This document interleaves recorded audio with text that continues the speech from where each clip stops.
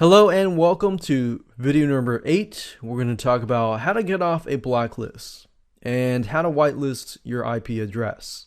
Now, this is, as I said earlier, not a 100% guaranteed bulletproof solution, but it'll definitely help you maintain and protect your list asset. So let's get started. So let's say, for example, that you get on one of these blacklists. What now?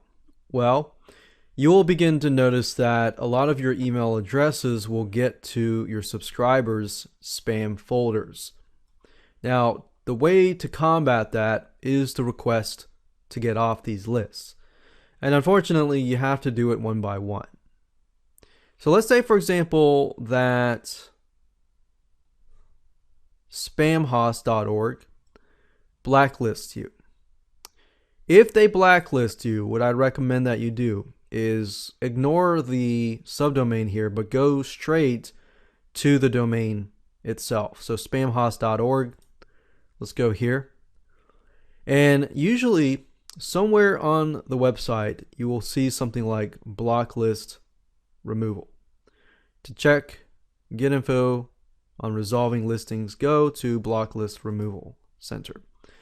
So I've actually had this happen to me.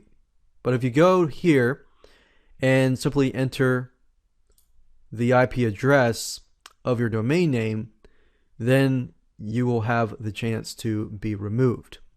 Now, if this is your first offense, usually they're okay. You'll get removed within a couple hours. If this is your second offense, third offense, and so forth, it may be a little bit harder to get off. So that's why you want to make sure that you're following the rules and regulations. You have proof. You have the IP addresses of the people that signed up, and you have proof that they are actually on your list and you're emailing them legitimately. If you have that information, it's usually very, very easy to get off. Now, if you don't know the IP address of your domain name, then all you need to do is simply go to Google and type in something like domain name to IP address. And you can click something like this one here, getip.com. And then, of course, at this point, simply enter your domain name, enter the CAPTCHA, and click on submit. And then you'll get the IP address. And all you have to do is simply enter the IP address right here. Same goes for the other sites. If you get banned by another site,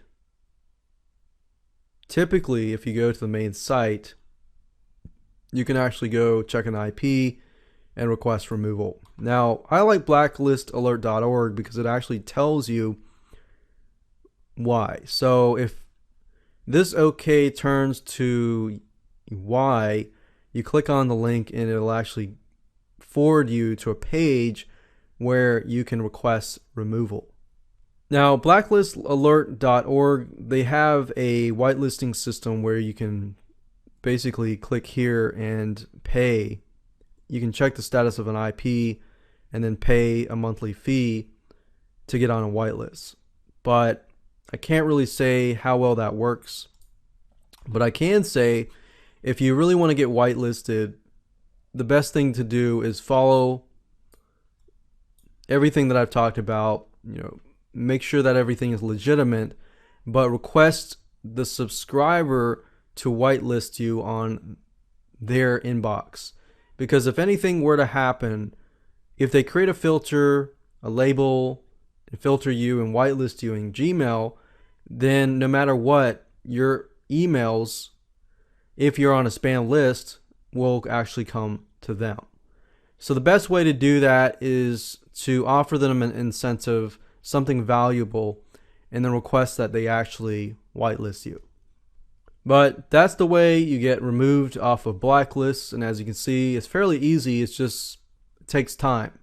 So the best way to do this is sign up with MX Toolbox and then get them to monitor it and let you know when you actually get onto one of these spam lists. And that way you don't have to worry about checking it every week and every month.